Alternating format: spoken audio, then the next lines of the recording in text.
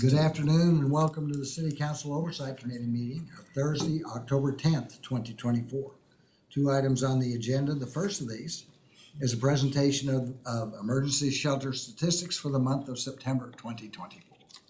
All right, thank you, Mayor, council members. So you should have gotten some reports maybe in your email or something.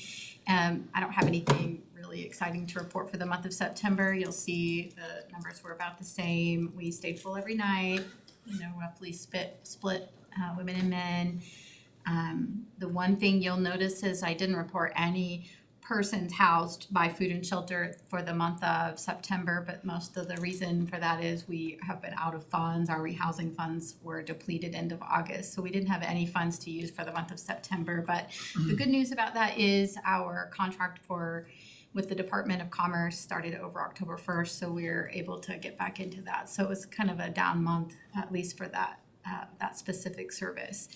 And then, of course, you already know the Housing Authority is not able to issue vouchers right now, and Oklahoma Housing Finance Authority has also stopped issuing vouchers as well. So it's a tough time for trying to get people housed, but we're going to amp up again. Like I said, we've got a new contract now, so we'll be able to amp some of that up again. In those contracts, particularly from HUD and other places, is there any bright shining star at the end of that tunnel, or is it just kind of wait until Congress gives them the money again? The allocations we get from HUD are about the same every year. We're not seeing any increases for homeless services that go through the continuum of care, and the same really for housing authorities. So I don't see anything great coming in on the horizon right now. We just work with what we have. So unfortunately, Well, the rumor that I heard is it takes 2 years now to get from unhoused to housed through those programs. It is a long wait, yeah. Especially, like I said, the Oklahoma Housing Finance Authority posted today or maybe yesterday that they're not even taking a new application right now. So they won't even put you on their wait list for the time being. So it's a long wait, yeah. So if you have income and you can find a place you can afford through the Emergency Solutions Grant that the new contract I just mentioned, we can help with deposit and first month's rent to get somebody rehoused out of the shelter. But if they don't have income or it's insufficient to go and rent a place, you have to wait on a voucher.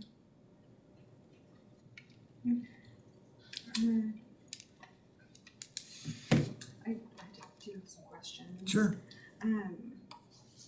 I would like to clear up some potential misinformation.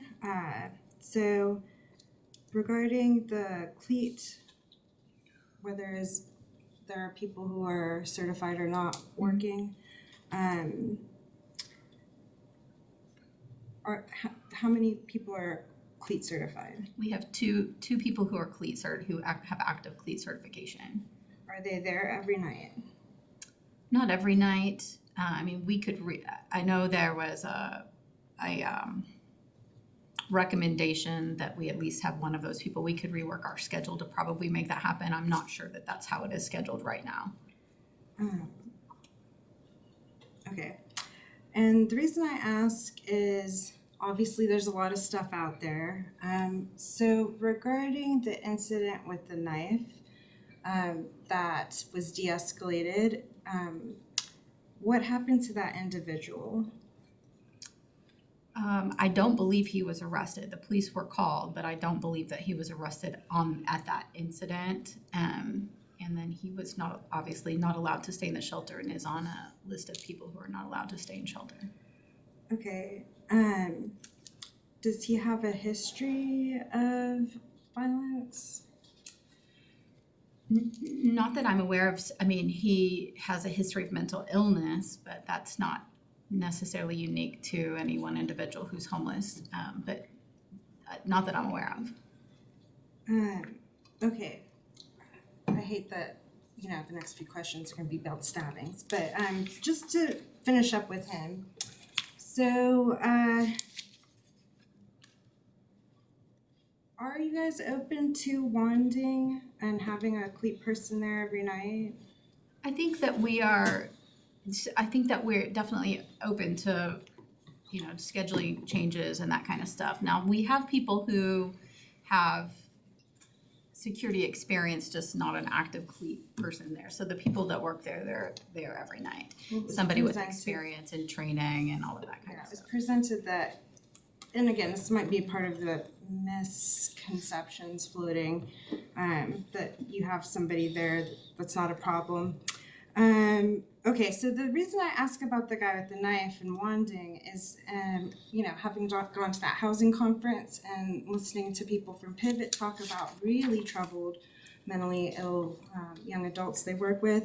If one is feeling homicidal, it's not like they get banned. They basically, it's therapy and potentially inpatient, and that person is able to come back when they're better and resume their residence. So I was thinking about this man, and I was just like, dang, it really sucks for him, because clearly this is a mental health thing. So if he had been wounded and his knife confiscated, then potentially he would be able to stay there currently and not have been banned. So, and then I worry for the people outside of the shelter that may encounter him if he is in a state. So that is my reason for asking these questions. So our process for ban, so if somebody is violent or makes threats of violence, particularly towards staff, they are put on a list of people who are not allowed to stay at the shelter.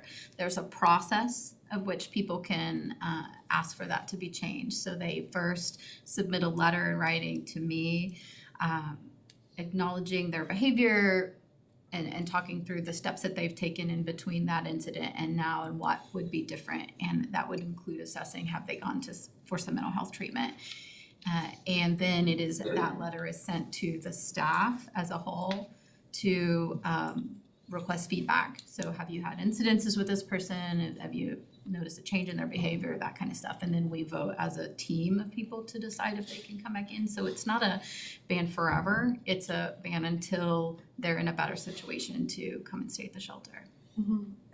Well, I would prefer if there was wanting and those things were taken so that those incidents didn't happen, so that he wouldn't have to be banned and on the street. And I assume he is not the same person that stabbed that kid.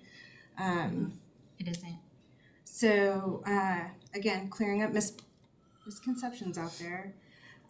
So I'll just put that out there. I know that the current contract doesn't require that, but I think it would go a long way to building confidence that people are having the opportunity to be sheltered in a way that is protective of the person who has those struggles, the people who are sharing that space with him, and then the people outside.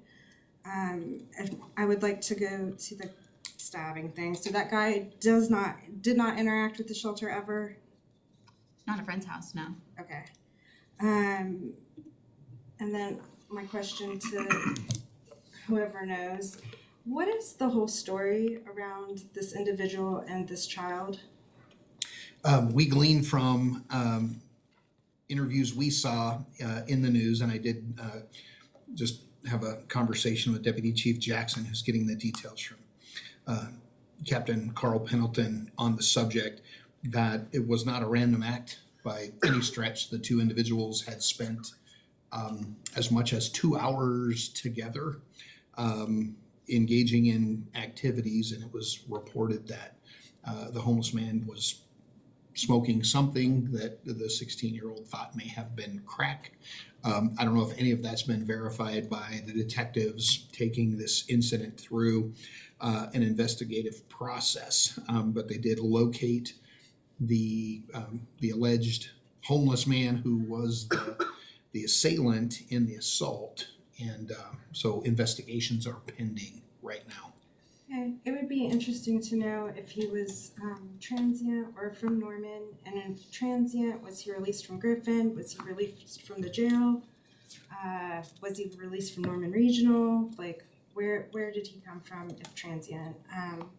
Nothing against transients, just would like to know if this was a situation where a warm handoff should have happened. I can tell you it wasn't. It's somebody that's been in Norman for a while. Okay.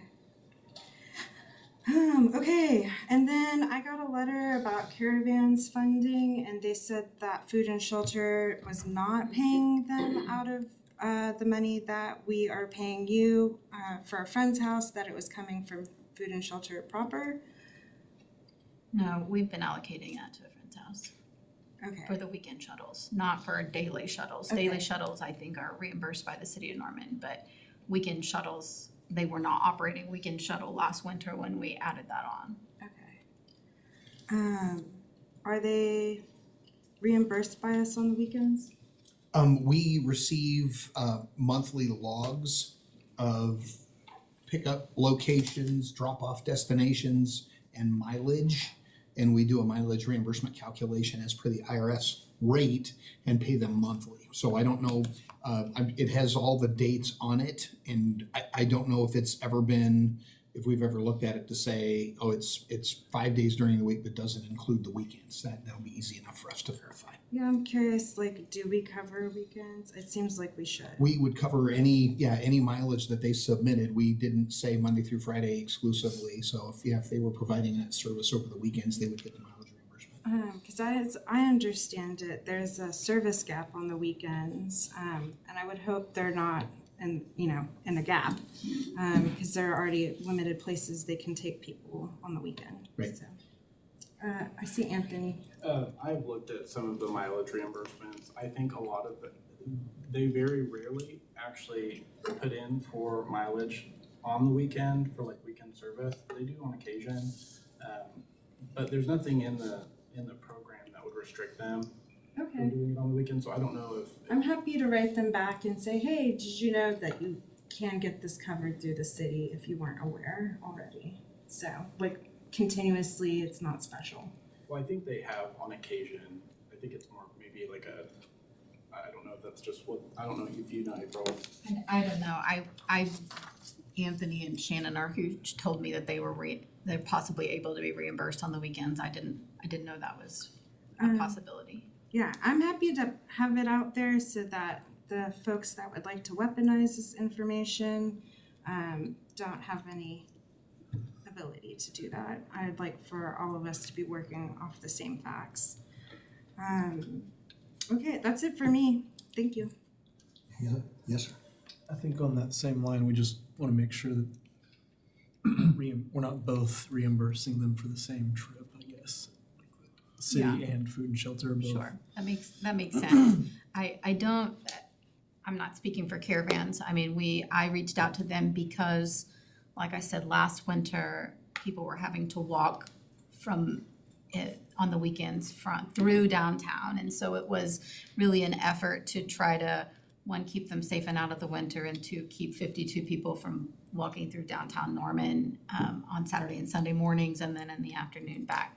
So that was our intention behind it. I don't know if maybe the mileage reimbursement is not enough to cover the cost. I don't know what the decision making was or how they calculated the amount that they offered to us.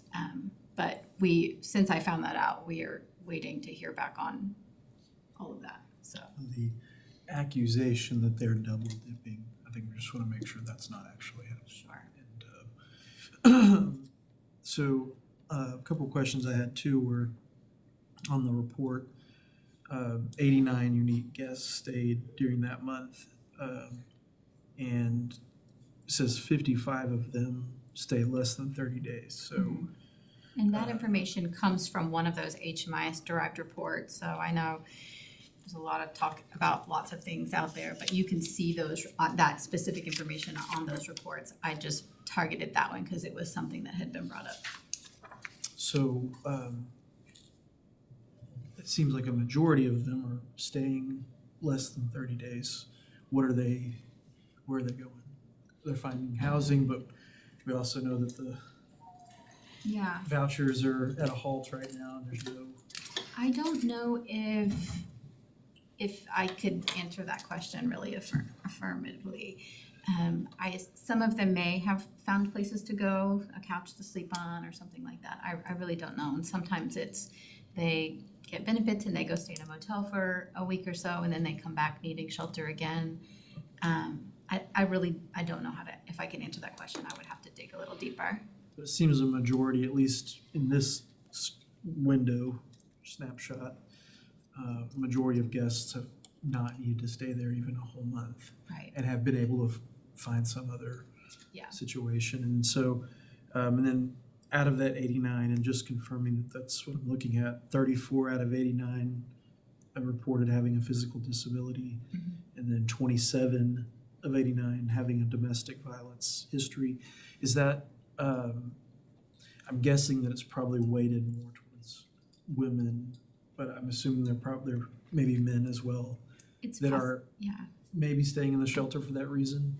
I mean, it's possible for sure. I would say most likely it is weighted toward women in that number. I didn't dig deeper in that. That number just, you can see it directly on the H- reports, and those are just things I highlighted, so. There were, I think, 39 women reported staying there that month. And so it would seem like the vast majority of women that are staying there they either have a history of domestic violence against them. It may or may not be the reason they're in the shelter right now. Yeah. Exactly, but seemingly a vast majority of women that find themselves using the shelter are doing so because of that reason. Yeah, and we've known for a long time it's one of the primary reasons women become homeless. Okay. All right. Questions I had. Thank you, sir. Anything else? Well, thank you, ma'am. Thank you, guys. Appreciate it. Thanks, April. Item number 2, discussion regarding the declaration of a temporary moratorium on the issuance of permit for large construction projects. And did you guys have time to read the resolution? Okay. It saves me from having to read it when I was trying to get it around. Councilmember Nash isn't here. This is his idea. My thing is, I asked, it eluded me as to why somebody would come up with this answer to a non-question. And because I couldn't figure out what started that question, that there would be a large project of any sort. And I think he's changed a couple of his from 161 to 640 acres, and he's done some other things in there. But this all started with a set of emails that basically came from the Department of Commerce asking if any of the cities, and I don't know how many recipients of this there were, but if any cities had a place that was, I'm looking for page 12, that had electric, water, sewer, natural gas, and fiber in 500 acres altogether. That doesn't describe anywhere in Norman. There isn't anything. I think what Commerce was looking for were places, they made a map on the other side for large industrial sites, kind of like they did in Veneta. And so when I look at this, we're not even a target area because we're not set up to do that. I don't know where it would be. They think Ardmore, Lawton, Burns Flat, stuff like that, maybe Oklahoma City were one. But Veneta's the only place I've ever known that's had that large an area. That was one of my questions when I first took office down at NEDC. Do we have any plots that are 100 acres or more that you could put a factory on? No. So it was just a matter of finding that. So in knowing that background, I know the manager said this needs to go to the AIM committee, not necessarily to us. And the AIM committee, because they're planning that, could they answer that question? And I asked the question today in my update thing. And then they said they hadn't considered that. There was no way, there's nothing to put that on, no space to put that on. And so, and it's not part of our plan, it's not part of anything. So I'm kind of confused as to why we need a moratorium against something that's not happening. That's my reasoning.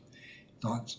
I know when we think about Norman being 189 square miles, and to think, man, in 189 square miles, we don't have a piece of property suitable for industrial development in that scale.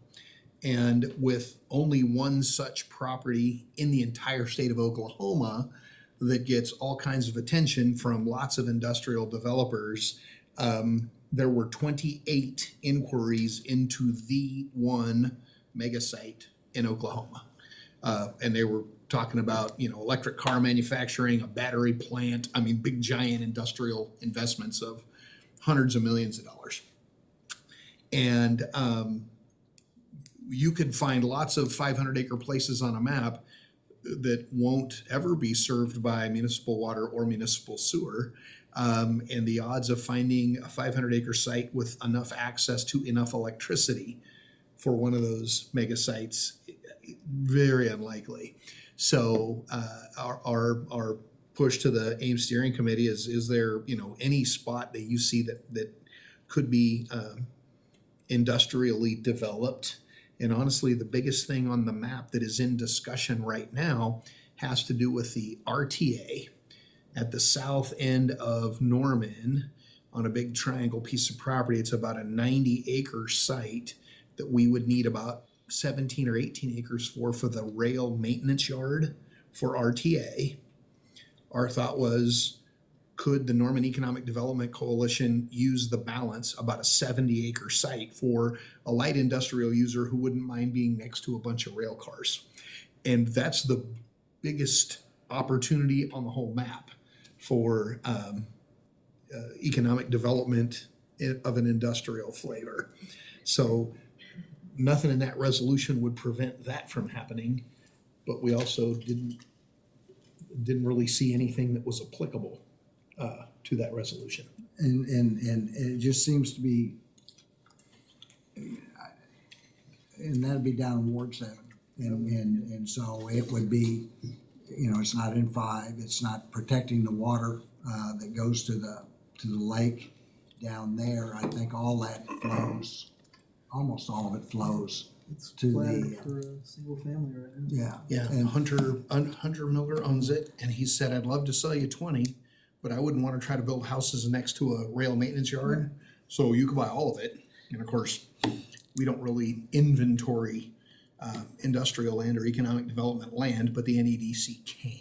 So that was, it would have to be obviously zoned, even zoned for the light, for the maintenance yard for RTA. So he doesn't want to build housing next to a rail? Not to the maintenance yard. If there was a station stop right there, it would Then have that's it. appeal. Yeah. But yeah, this is just gonna be a bunch of stacked cars and people out there cleaning them and banging them on If it doesn't happen, it's maintenance. already been approved and platted for the extension of Cedar Lane neighborhood to go all the way to Post Oak Roads. My question would be, so he would want us to buy all of it, or I guess the RTA would buy all of it? The RTA would be the eventual owner of it, but I think the current property owner would like to go faster than the RTA question. So our push was to ask the NEDC to buy all of it and then sell the RTA 20 acres What would when that's successful. NEDC do with the land that wasn't used? They would find an industrial user who would love to be next to a rail maintenance yard and get some synergy out of it. So it'd be most likely light industrial or somebody who needs a rail spur for that kind of access. Light industrial or whatever have some like mixed use to it, like, Likely not. okay, so like you could imagine like just like a restaurant or something for those workers that are out there to go to. Or... That would be possible, and we've seen, almost think about it like the stockyards in that respect. Yeah. And yep, they're out there working the cattle and you can go eat in the stockyards. Yeah, I just, would hate to give up the opportunity to find some sales tax. And we are seeing a whole bunch of commercial activity just across Class. the street on Classen. I think it's going to start booming south of Highway 9 on Classen. We're going to see some activity that'll come before Planning Commission and Council. got a next. Whataburger in there. Yeah. Yeah, For yeah. Whataburger without the iconic arched roof. The hamburger's what I meant. How far It's is just that any other site job. from all of this commercial stuff? You'll see commercial stuff all the way down south of the Walmart on Classen. And this particular location is like a mile or two from that, or? I think it's almost due west right across the street. Okay, so the sales tax would be the extra workers going to eat Yep, Yeah. and they'll see across the street. what is being worked through the process right now with some architects and engineers is a couple of big retail, 80,000 square foot footprints, and then 3 or 4 more out buildings that would, definitely provide additional dining opportunities in that neighborhood south of the Walmart. Yeah, council did plat that. Was it a final plat or preliminary plat? I'm trying to remember, south of the Walmart. Because I know there was a bank proposed on the corner, but we didn't know what the rest of it was. Is it the Armstrong one? Yeah, That's it's that. actually on planning. Yes, so Yes. you'll see that. Preliminary one last December. Okay, sorry. Yeah. Okay, so my thought, well, me going back like on the permits, the large projects, so my questions and my thought was, so what type of projects or landowners would this apply to, such as, is it going to be just city only? Is it versus, federal versus state versus OUs? Like, so what entity, what landowner would this really apply to? And then with number 4, would this apply to just people, individuals, or companies, closely held businesses that own land versus federally owned land in Norman versus state-owned land in Norman? So would this even apply, who would this apply to? The way it's written, it would wind up being an obstruction to private development because any state or federal project would just exempt, or even county project would exempt themselves from any such restrictions, and they would just go build what they chose to build. So it would not preclude OU, Norman Public Schools, Moore Norman Technology Center, ODOT, Turnpike, or any federal agency from any activity in Norman. They could still do whatever they wanted to Okay. do. And the number C, when it talks about the FEMA, so since that's a federal type permit, that wouldn't be something that we would be involved in. No, when people come in and seek permitting, and we've had people ask, can I pull a building permit? I own this piece of property, they may or may not be aware of floodway versus floodplain restrictions and limitations, and we catch those if they go through our permitting process. If they're not required, then it would most likely be the Oklahoma Water Resources Board or the Department of Environmental Quality at the state of Oklahoma that would monitor and manage such incursions into the FEMA floodplain or FEMA floodway. And that, to me, it seems to have been written out of fear. A fear that something was gonna happen, and it just generated. And so, and that's, you have the same questions I do, who's it talking to? And we're not gonna do that. So, yes, ma'am. I was curious about the D and E. The project would result in taking of at least 20 properties. Through eminent domain, the project would result in taking at least 10 primary homes. Through eminent domain, I was thinking too for private development. Eminent domain is not an option. So This would those be for elements- government. correct, only would apply to schools, Norman Public Schools could use eminent domain. That is a power granted to them. I don't think they've ever done that. I think that would hurt their chances for school bonds. Absolutely. But counties, cities, and the state do have that power. But with that limitation, you would be adopting a resolution that would be inapplicable to any agency who could use eminent domain. If they can use eminent domain, they don't need a permit from the city of Norman. Or just apply on us, the city doing that. So that could, I don't foresee a project where 10 or 20 properties would be something we would take over. The library is the only one, and that was 3 houses, but I think one of them was only eminent domain. And the Robinson Underpass. Oh, I don't know how many you were eminent domain. I know several houses had to be relocated. Could, Rick is here and has a long memory too. Do you have an idea of like what's the most we've ever taken? Or even partial, would this also count towards partial eminent domain? Let's say you're doing a widening of sidewalks or whatever, or like quarter where we just needed slivers. Well, I mean, it says, 20 project result in the taking of at least 20 properties or 10 primary homes. So you'd have to interpret what that Property is exactly is, yeah. is intended to be. We have taken 20 slivers. But not by eminent domain on one city project. Yeah, Correct. Well, just gaming it out, like what have we Yeah, done? usually we, in that scenario, we may have purchased 19 from willing sellers and had one holdout that council may have had to say, hey, we're gonna go eminent domain, and then usually they, Historically, council's preference has been to purchase property by agreement with the landowner as opposed to going the eminent domain route. So that's the question, what do you mean by eminent domain? Some of the ones I can think of since I've been here that are more significant, obviously one's the underpass. That was done with federal funds.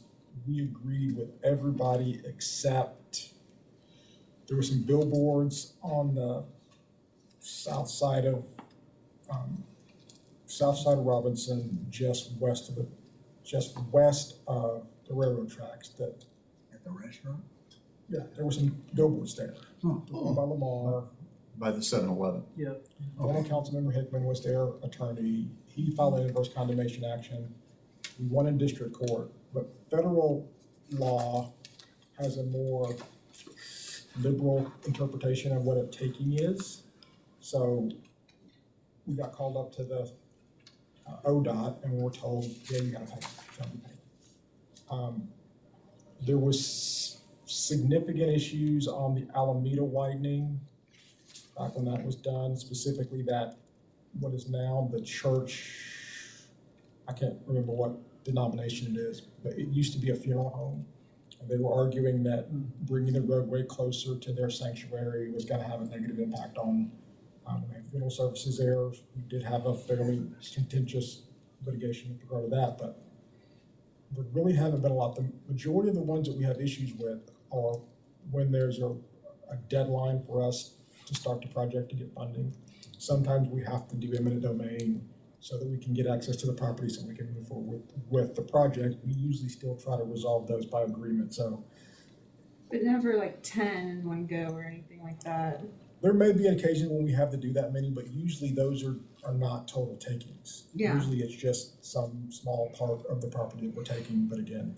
Definitely not 10 primary home sites. Yeah. All right, thank you for the history. Sure.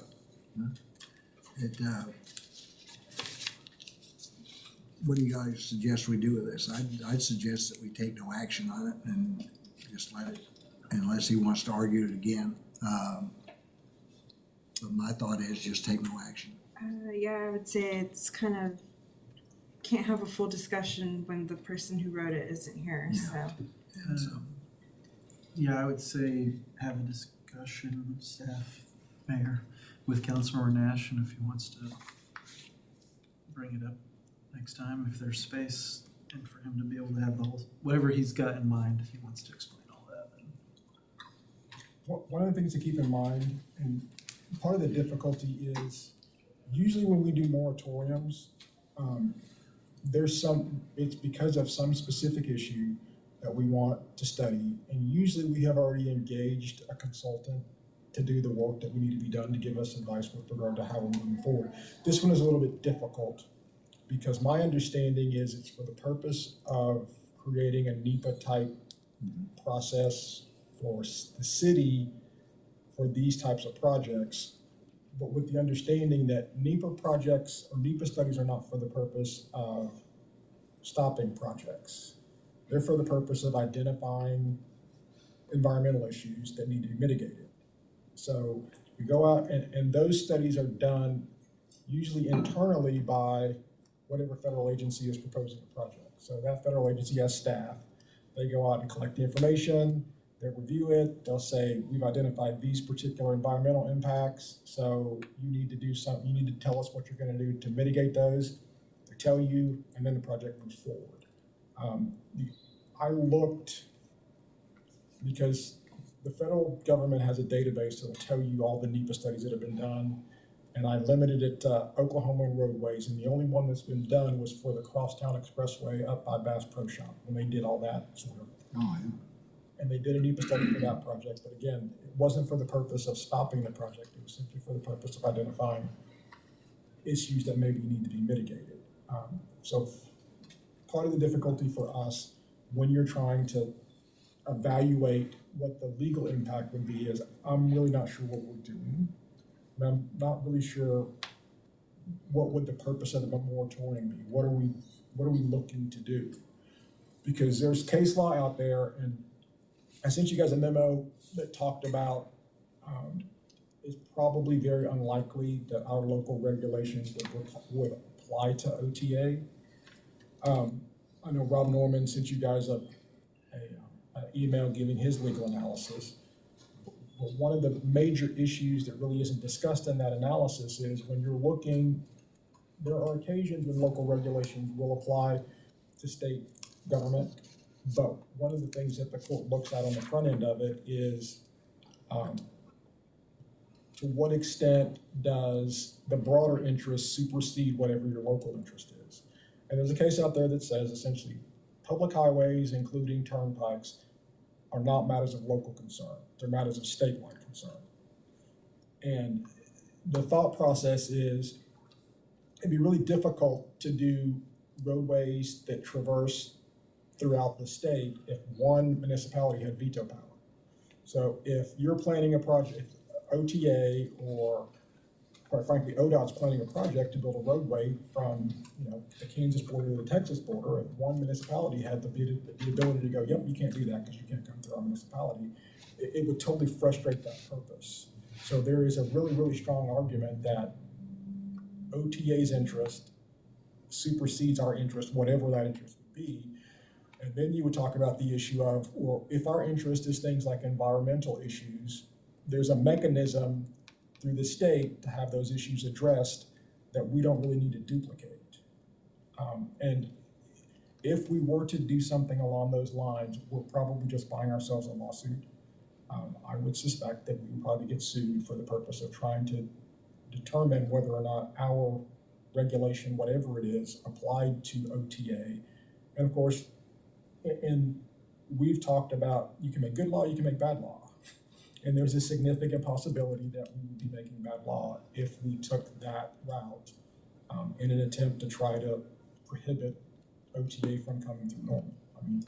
And the other thing, if the intent was that this was applicable to City of Norman projects, well, when we go through the capital budget every year, and when we go through bond projects and every 5 years get a bond maintenance question before the voters, you see all the maps of everything proposed to be built. If there is ever an environmental concern on any council member's part, we can do any kind of environmental assessment council sees appropriate for that particular project. We're happy to do that. And it's definitely not one size fits all. A lot of what we do is the reconstruction of, like all of our bridges, whatever environmental impact there was, we've already done it when the original bridge was built. So I want you just to recognize any council member when we're preparing the list of projects, if you see something that you question what that environmental impact would be, raise that flag and we'll go track it down and study it and find answers and mitigation. Well, and the other thing is a full-blown NEPA study is $1 million some odd dollars. It's too broad a scope of what we were doing if we're replacing a road or doing something like that would be in there. And I would think that we would add into that archaeological sites, all kinds of other things that particularly on that side of the lake that might be there. Yes, ma'am. I don't know which one was first. Okay. Along the lines of the NEPA stuff, I don't think we get to order them to do a study or even pay them to do a study. It sounds like they do it whether they determine, like if like that's their purview. I have a question about the monitoring sites that were discussed. It was Councilmember Nash's extra, are we doing that? So Mr. Murphy identified where all of our current monitoring activities are. And I don't think there was any hesitation at all. It's not expensive to develop a monitoring station and add that to our activities.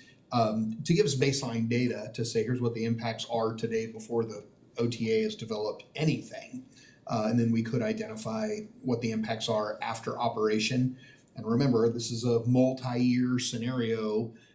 It doesn't take long to gather current data, but it would take, a handful of years after operations to determine. And on the east-west connector, we really felt like we already have monitoring stations in place that are gonna be very indicative of any problem, because we have them upstream at the border with Moore, which should be upstream of of anything that'd be happening in the Little River. Then we have some further downstream closer to the lake. So basically, we're up and downstream of the east-west connector already. We could add additional to get some more kind of specific locational, but with this first phase, we've got this first phase covered very well, and we could look at that for future phases of the turnpike construction. Yeah, I'm curious about, well, I had asked too for maybe an FAQ about the OTA, like east-west connection was one of those. Anything from what we've approved that is with those builders, and because some of these plans included the east-west and some of them didn't.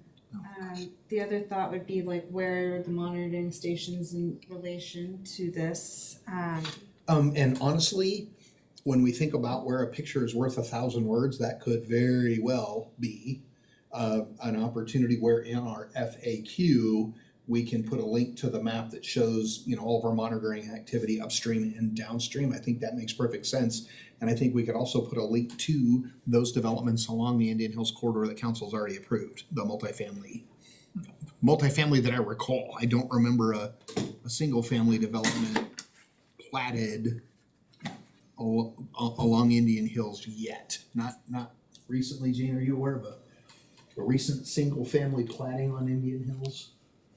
Single family residential development? I know we did multifamily around 48. Office and stuff. And would it be possible to find out how many rooftops are impacted on east-west too? East-west, the ultimate impact would be 52 rooftops. Oh, it's the first I've heard of like a solid one. Councilmember, did you have a question? Oh, okay. We were just talking about your resolution.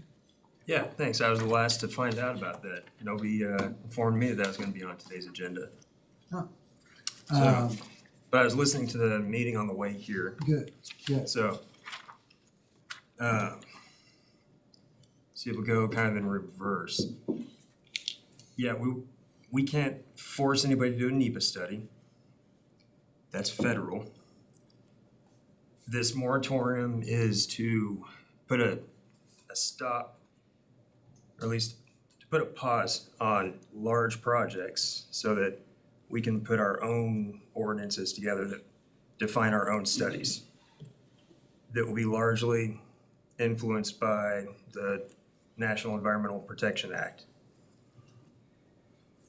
And so you guys were talking about putting this, like how it would be applied to roads, our roads, or other regular development. It's not supposed to affect any of those at all. It's supposed to only apply to very large projects. Like projects that are gigantic in scope, that need some special attention put to them to make sure they're not going to be damaging parts of our city. Whether that be from pollution or anything else. In this case, of course, the turnpike was the thing that was that extreme project that inspired the creation of this. I can only think of maybe one other project that in my mind should be applied or applicable to this moratorium and to the upcoming ordinance on for additional studies. That'd be I-35. I don't know, maybe Highway 9. There's things of that scope. It's explicitly intended to not affect regular development. There shouldn't be a single development within the city that we can look at that would have triggered that set of conditions to trigger this more, what this moratorium would be holding up, or the additional studies when the ordinance is released in the future. And as for, Rick was describing the home rule. Yeah, that does apply. What he was saying was accurate on that. It's usually these roads aren't within the purview of city government. It's not our concern. But we can still, at least there have been cases in Tulsa and a couple other places. We can have requirements that are reasonable requirements. Those requirements being to perform additional studies, because no, they're not going to be doing the baseline state of Oklahoma studies. They don't have to do any environmental studies at all beyond what's necessary to figure out what kind of concrete to use.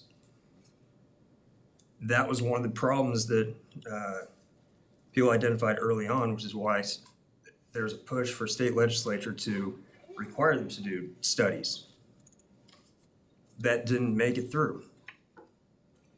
And so there is nothing requiring them to even, to perform any studies to make sure that they're not going to be damaging our water supply or creating a flooding situation for West Norman.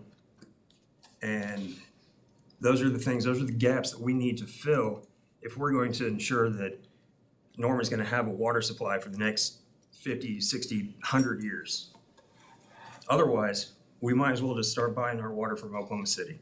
If we're not going to do anything to make sure that we can keep that water clean, then, this topic's moot. Why are we even, why are we even concerning ourselves with it? That's the big point of this moratorium, is just to buy time so that we can write the ordinance that puts forth the specific criteria for additional studies, environmental impact studies, their mitigation methods, public hearing, so the public can have some involvement in to see what the project is, alternative route studies, impact studies on the local community. These are all things that any federal project or federally funded project would have to do, which is usually why the state does it, because most of a lot of their big projects have some aspect of federal funding. OTA doesn't. They don't take any federal funding, so they don't have to perform these studies except where they need permits. Like if they're going to change a creek or they need a 404 permits, things like that. And sometimes they just circumvent whatever obstacle there is that's in their way anyways. So, there is a genuine need for this. There's a need for the ordinance that requires the extra studies. And this moratorium would give us the time to be able to get that written correctly and put into place. And to be able to consult with, I even started consulting with our development community to make sure that these criteria aren't going to affect their business, because it's definitely not intended to be weaponized or used against normal development in Norman. And that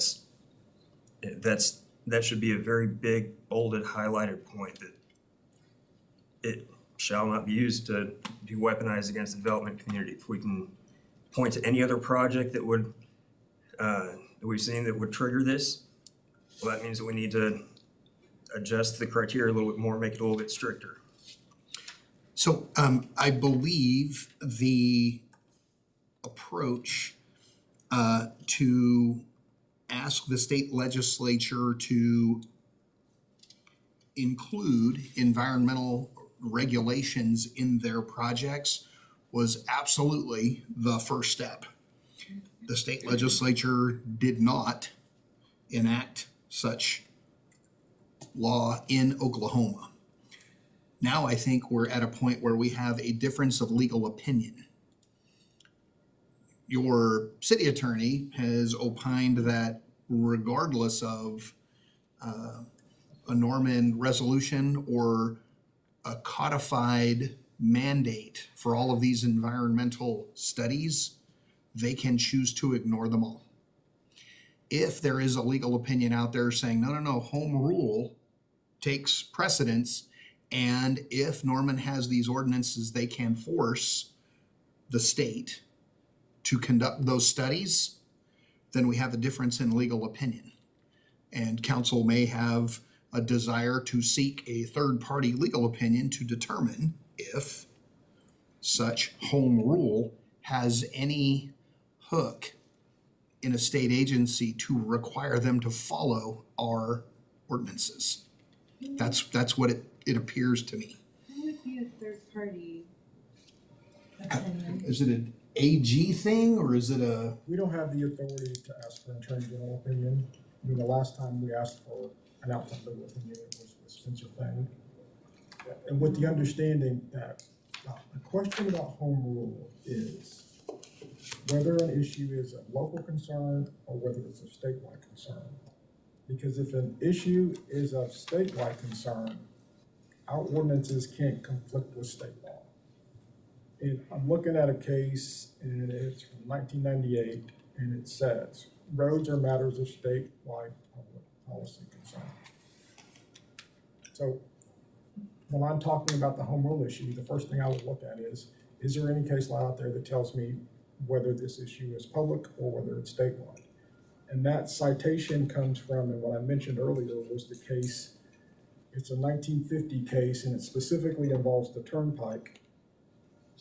It specifically involves the OTA, and what that case says is the building of public highways, including the building of all such toll roads or roads as may be constructed by the Oklahoma Turnpike pursuant to the provisions of the Oklahoma Turnpike Act, is not a matter affecting merely a particular locality or the inhabitants thereof. All laws pertaining thereto are not local or special laws, since public roads affect and serve the public at large, and such laws pertain to questions or subjects in which the entire state is interested. So when I was talking earlier about the issue of this is a matter of statewide concern, it's not just a matter of our local concern. And does a municipality have the power to eventually either prevent or add additional requirements to the construction of roadways by a state agency? The answer is probably we don't. I mean, we can attempt it. You can do a moratorium. The question becomes,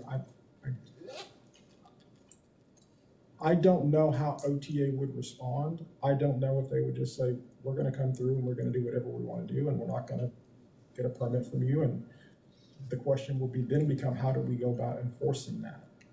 We'd have to go to court and request some sort of injunctive relief, which again would put this issue squarely before the court with prior cases that talk about roads are matters of statewide concern. So we really wouldn't necessarily have a home rule argument because the courts seem to have already addressed that issue. It would be more an issue of, there were some cases that were mentioned in Mr. Norman's email that talked about what courts look at when they're trying to make a determination as to whether local rules apply to state agencies. And in that case, and it's a 1986 Oklahoma Supreme Court opinion, the first thing the court said you look at is the language talks about there are instances where the state interest is paramount. So it says, and there will undoubtedly be cases, as there have been in the past, where the broader public interest is so important that immunity must be granted, even though local interest may be great. So essentially what this case is saying is there are occasions out there when the state interest is paramount. And notwithstanding the fact that you have a great local interest, that the court's going to make a determination that that state entity is immune from your local provisions. If you don't get there, if the court doesn't make a determination that essentially the state interest is paramount, there's factors that the court has adopted to look at. One is the nature and scope of the instrumentality seeking immunity, the kind of function or land use involved, the extent of public interest to be served by there, the effect local land use regulations would have upon the enterprise concerned, and the impact upon local legitimate interests. So the courts would have to go through that analysis to make a determination as to whether or not our local provisions would apply to OTA or any other state entity. And it's not necessarily totally clear, in part because we don't necessarily have a local resolution currently that would give the court the ability to make a determination as to what effect the local land use regulation would have and what effect that would have upon legitimate local interests. But there's the other things that go through my head are things like our ordinances apply to property, to university property. You can get a public intoxication on university property, but our police officers don't have jurisdiction on university property. It would have to be done by OUPD. So the same is true at the courthouse. We don't do enforcement at the courthouse. The sheriff's department does enforcement at the courthouse. So if OTA buys that property, even if we were to argue that we have our land use regulation applies, the question becomes, well, who has jurisdiction to enforce those? And if there's nobody that has jurisdiction to enforce it, it really ultimately becomes an issue of it doesn't really matter. I have a question along the lines of, let's say this were to get the votes, I kind of think maybe, who knows? And you were to put this ordinance into effect and then it went to, the courts. Would litigation even tie OTA's hands for groundbreaking next year in 2025, or would they just go ahead with building and just? It would depend upon whether or not the court would issue any kind of injunctive relief. I mean, for us to be able to stop them, either one, there's gonna have to be some law enforcement entity with jurisdiction that can go over there to say, stop, you can't do that anymore. I probably would be telling our police department, I'm not sure you have jurisdiction. So if you go over and do that, you're putting yourself at risk for potential civil liability as a result of trying to enforce a law outside of your jurisdiction. So if the court were willing to issue some sort of injunctive relief, yes. If they weren't, probably not. But in which court of jurisdiction is it? Is it district court or the state Supreme It Court? would be district court. You probably would go to district court first. But remember, we were part of the bond issuance hearings before the Supreme Court. And there's an argument that you should have litigated this when you were up there then. And since you didn't litigate it when you were up there then, arguably you've waived it. But even if the court were to take it up again, I think it would be a district court first. You'd have to go for a request some sort of injunctive relief and And I think the odds there would be slim, but let's say, would they have to issue an injunction to hear it out all the way through? will they have to issue what? An injunction?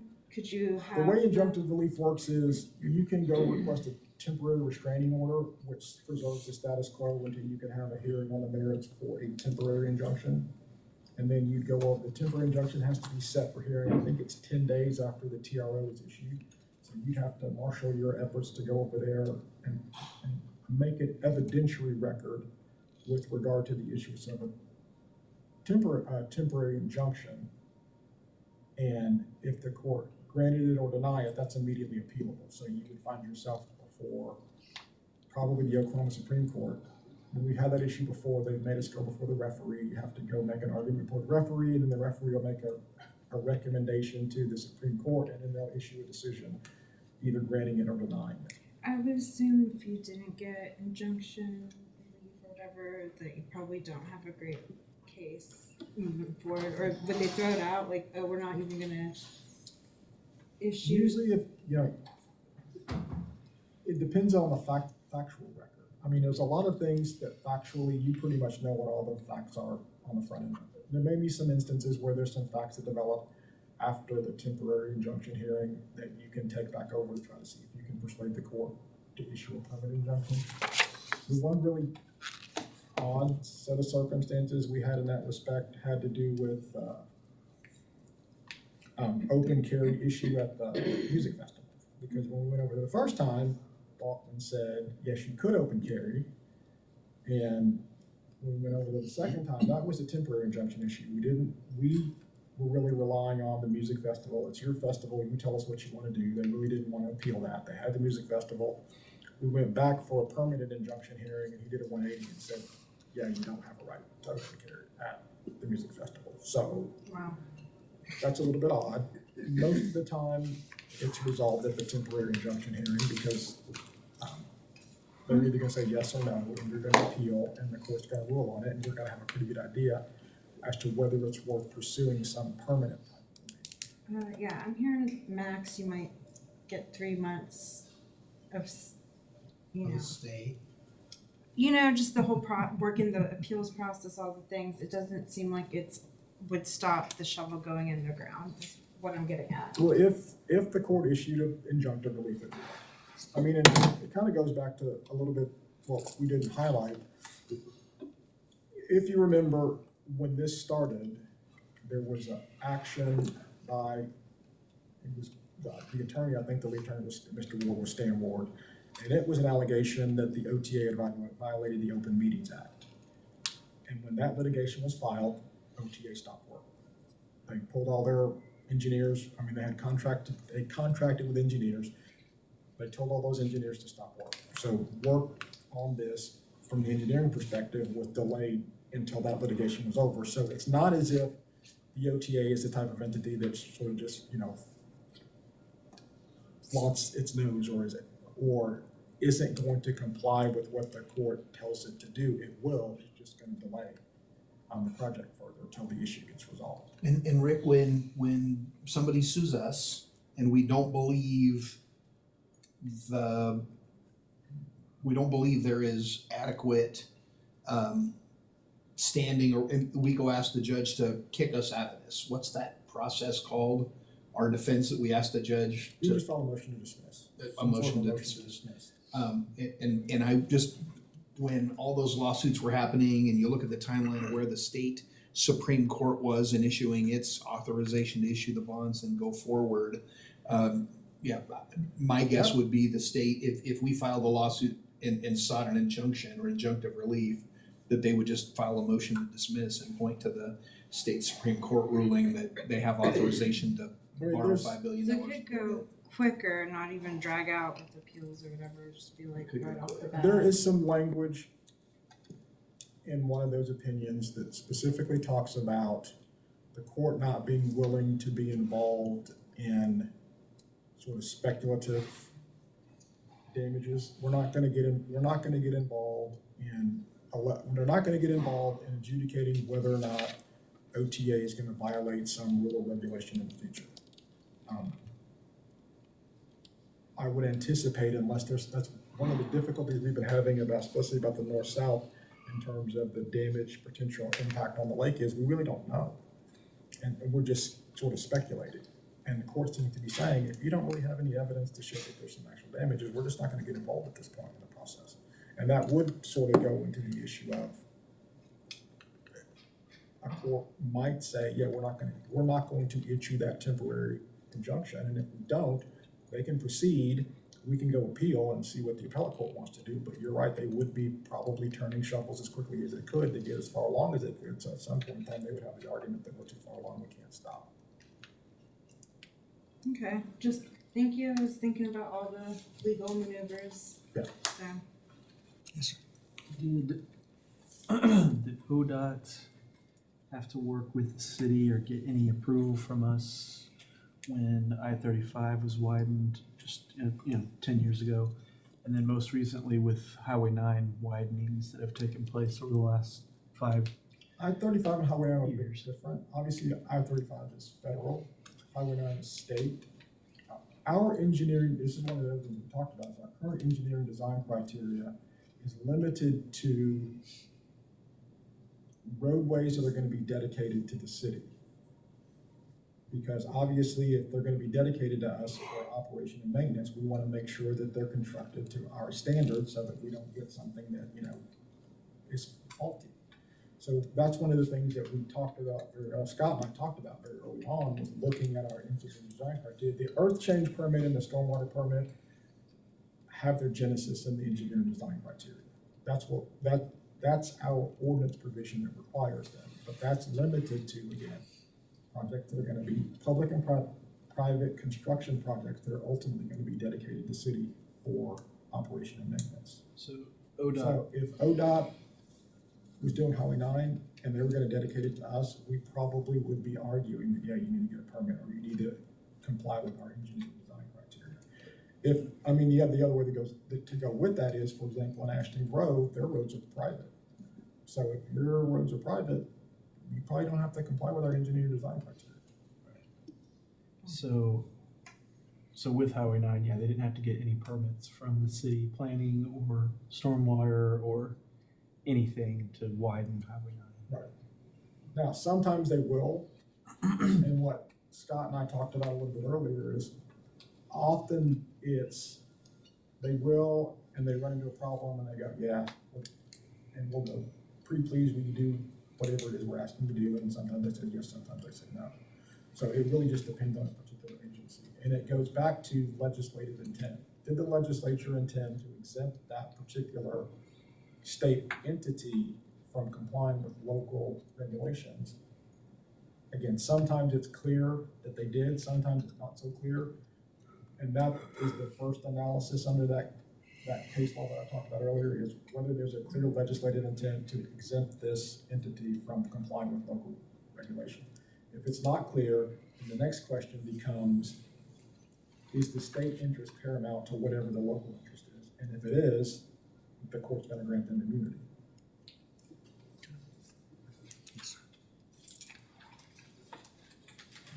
All right. So City of Ardmore floodplain ordinances,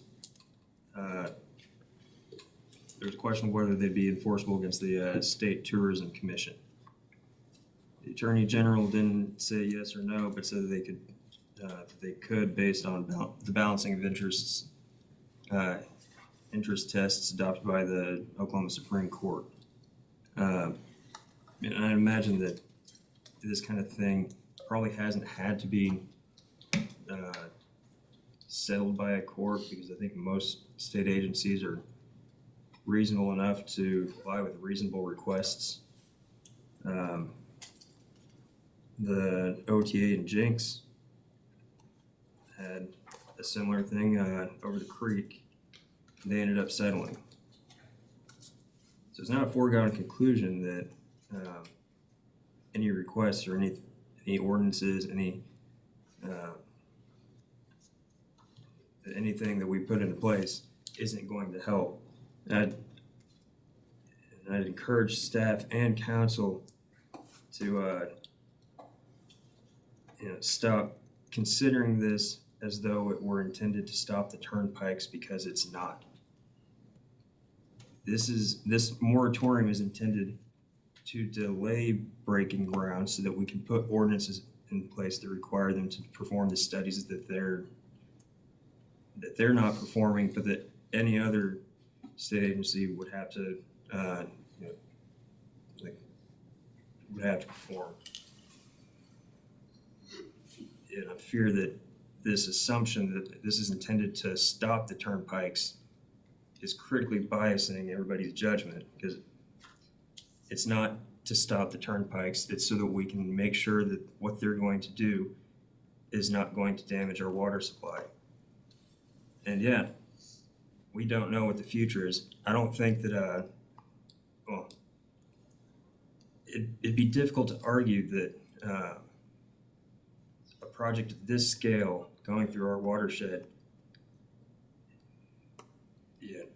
should just be allowed to be constructed without any kind of mitigation or without any kind of studies, especially ones that are related to the municipalities, so that we can be sure that that our water quality is going to stay good enough for the future. I mean,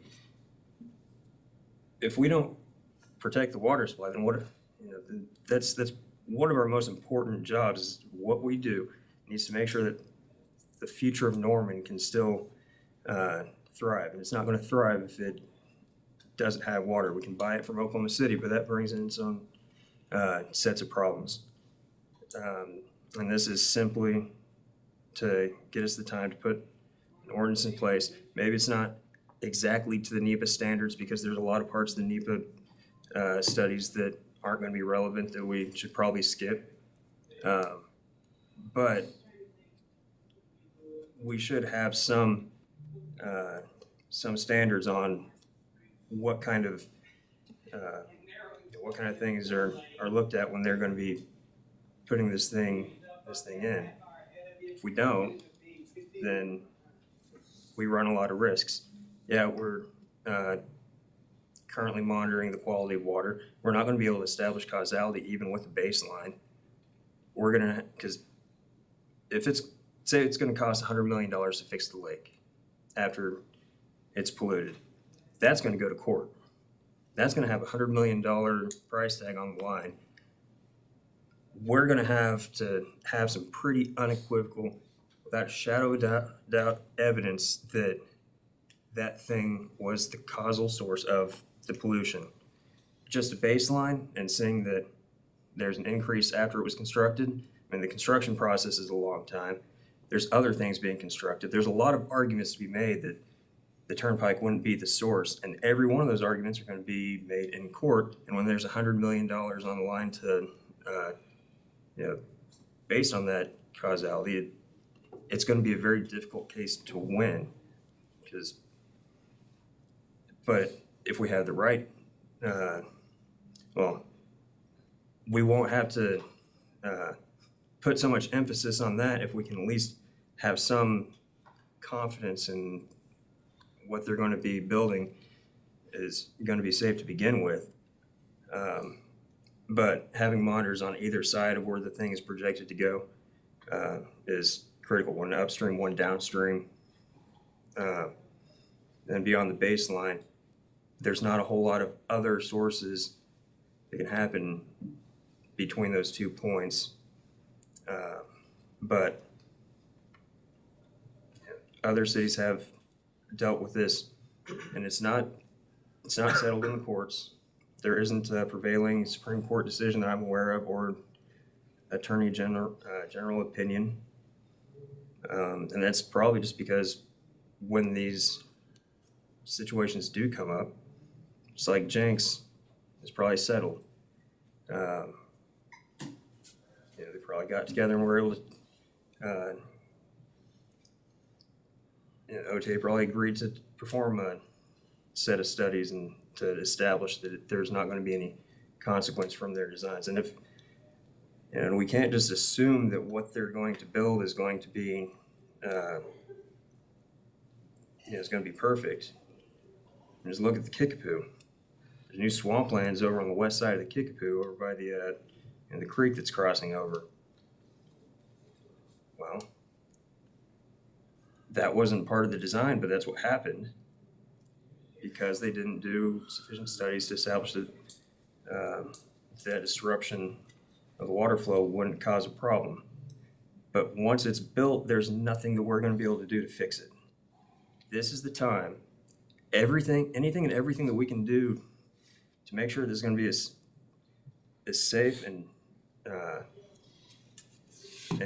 non-impactful to Norman as we can. Now is the time to do it because once they start building it, there goes all of our options. At that point in time, everything's moving and there's nothing that we can do to stop it. And there's not going to be anything that we can do to change the future if whatever they build does result in damaging our water supply or flooding or whatever. And so even if it is launched, there's always going to be opinions that, yeah, there's a case here. No, there's not.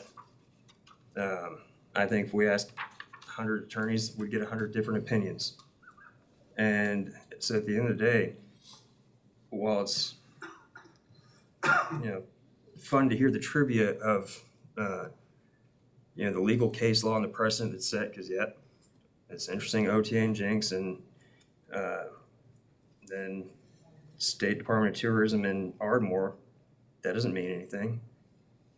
The ones that Mr. Knighton cited doesn't really mean anything because none of them are this situation.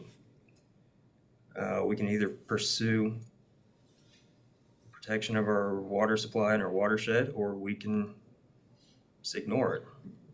May I interrupt at this time? We've got to get off the air at 5:15 so they can go to the planning commission. Could we resolve to put this on discussion for next month on Oversight Committee and then come back and return to the conversation?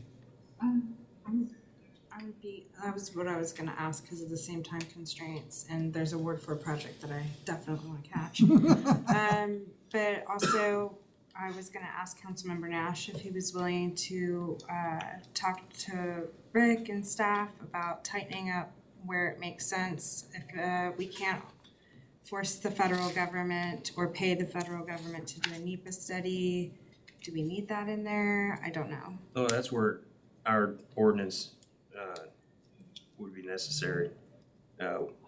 Since we can't force anybody to do a NEPA study, going through the whole process. I mean, NEPA studies are very large, involved, expensive projects that have experts from the federal government that are doing the reviewing. We're not gonna have those kinds of resources. We're not gonna have that kind of deep expertise on the requirements, so we're gonna be having to adapt things that are attainable by humans and teachable to an ad hoc committee that would take the place of a federal reviewer to ultimately hold the public hearing and then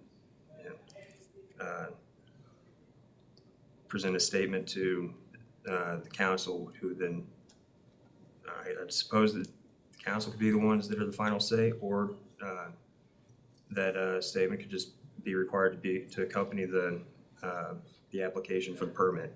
But could we maybe move it to the Community Planning and Transportation Commission meeting, since that's the next one? Well, we started, so let's continue that, and then it should go, as far as I'm concerned, at least be heard in CPT. So, but it's just, let's get this part done, because we've got to get off the air. We all agree? Then let's adjourn until next, I don't know what the date is, not adjourn.